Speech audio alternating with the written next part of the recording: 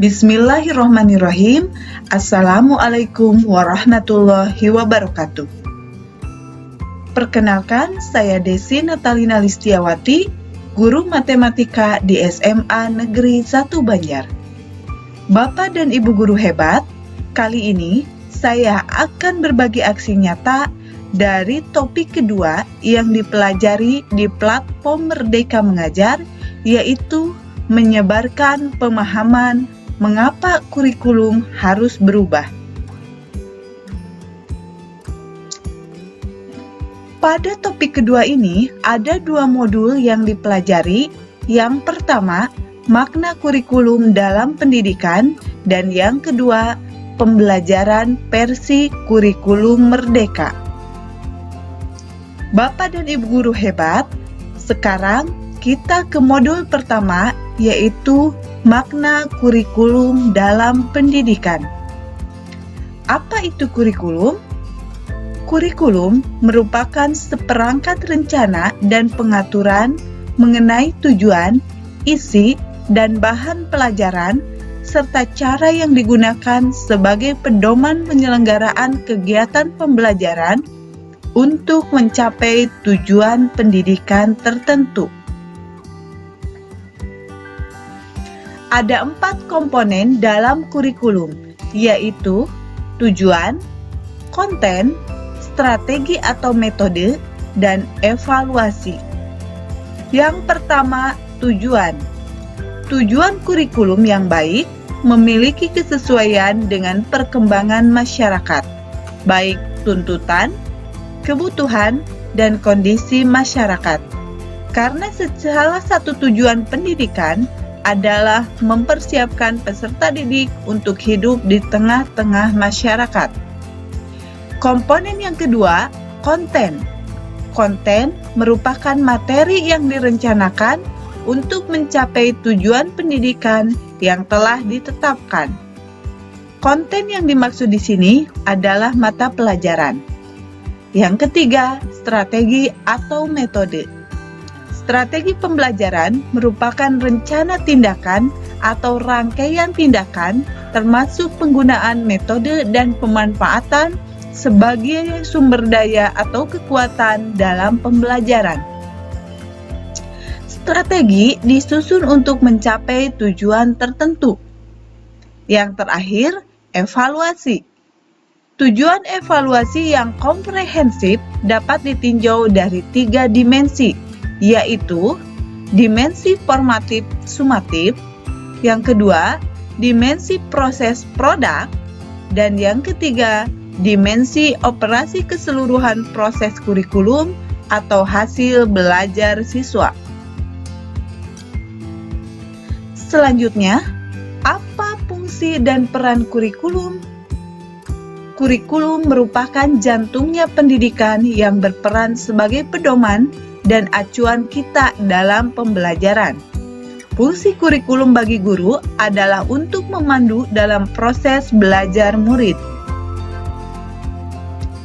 Optimalisasi dan peran kurikulum yang pertama adalah mewariskan nilai dan budaya masyarakat yang relevan dengan masa kini. Yang kedua, mengembangkan sesuatu yang dibutuhkan saat ini dan masa depan. Dan yang ketiga, menilai dan memilih sesuatu yang relevan atau kontekstual sebagai kontrol sosial. Kurikulum yang baik adalah kurikulum yang sesuai dengan zamannya. Proyeksi pendidikan menurut OECD pada tahun 2030 terdiri dari 4 aspek. Yang pertama adalah kognitif, yang kedua sikap, yang ketiga psikomotorik, dan yang keempat yang tidak kalah penting yaitu nilai atau value. Dan keempat aspek ini tercermin dalam siklus antisipasi, aksi, dan refleksi.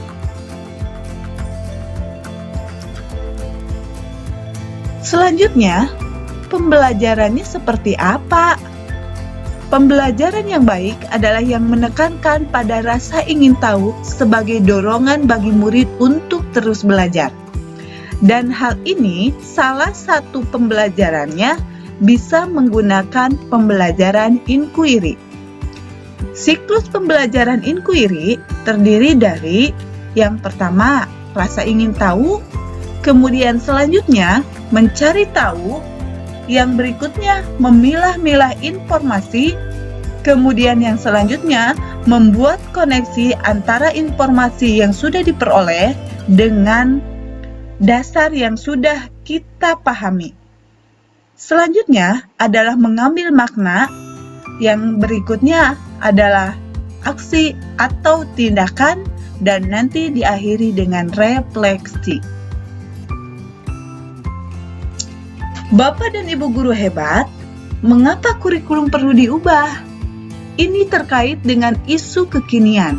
Yang pertama tentang perubahan iklim global, yang kedua teknologi digital, yang ketiga industri multinasional, dan yang keempat transformasi budaya. Kurikulum perlu berubah karena kurikulum itu bersifat dinamis dan terus dikembangkan atau diadaptasi sesuai konteks dan karakteristik murid demi membangun kompetensi sesuai kebutuhan mereka kini dan di masa depan. Salah satu contoh bahwa zaman sudah berubah. Cita-cita kita zaman dulu paling sebagai bercita-cita menjadi dokter, polisi, tentara, insinyur, pengusaha, guru, pilot, dan lain-lain. Sedangkan cita-cita zaman anak sekarang yang sebelumnya sama sekali tidak pernah terpikirkan oleh kita, diantaranya ada yang ingin menjadi ilustrator animasi karakter kartun, ada yang ingin menemukan software komputer, mengembangkan aplikasi games, atau jadi gamer, YouTuber, content creator, data analis, selebgram. Yang dulu pada zamannya kita tidak pernah terpikirkan ada pekerjaan-pekerjaan seperti ini. Kemudian yang berikutnya, sumber rujukan utama dalam merancang kurikulum adalah yang pertama, kebutuhan, yang kedua, pendapat, ketiga adalah pengalaman, keempat, hasil belajar, dan yang kelima, kepentingan murid. Bapak dan Ibu guru hebat, mengapa kurikulum perlu diadaptasi? Kurikulum dirancang oleh pemerintah pusat, namun peserta didik memiliki kebutuhan yang berbeda-beda sesuai dengan lingkungannya. Maka dari itu, satuan pendidikan perlu mengadaptasi kurikulum dalam pelaksanaan pembelajaran sesuai dengan konteks dan karakter peserta didik. Bentuk adaptasi kurikulum harus disesuaikan dengan kebutuhan murid-murid di sekolah. Ini diterjemahkan dalam kurikulum operasional Satuan Pendidikan atau KOSP. Keanekaragaman latar belakang dan kemampuan murid adalah tolak ukur adaptasi KOSP. Tujuannya adalah memastikan bahwa setiap murid akan berkembang sesuai dengan zamannya. Pengembangan KOSP dengan kerangka dasar kurikulum sebagai berikut. Yang pertama, tujuan pendidikan nasional. Yang kedua, profil pelajar Pancasila. Yang ketiga, struktur kurikulum. Yang keempat, prinsip pembelajaran dan asesmen. Dan yang kelima, capaian pembelajaran. Bapak dan Ibu guru hebat, kita lanjut ke modul 2, yaitu pembelajaran versi kurikulum merdeka. Komponen operasional satuan pendidikan terdiri dari yang pertama, karakteristik satuan pendidikan. Hal ini diperoleh dengan menganalisis hal unik dari satuan pendidikan, baik dari segi murid, sosial, budaya, guru, dan tenaga kependidikan. Yang kedua, visi, misi, dan tujuan.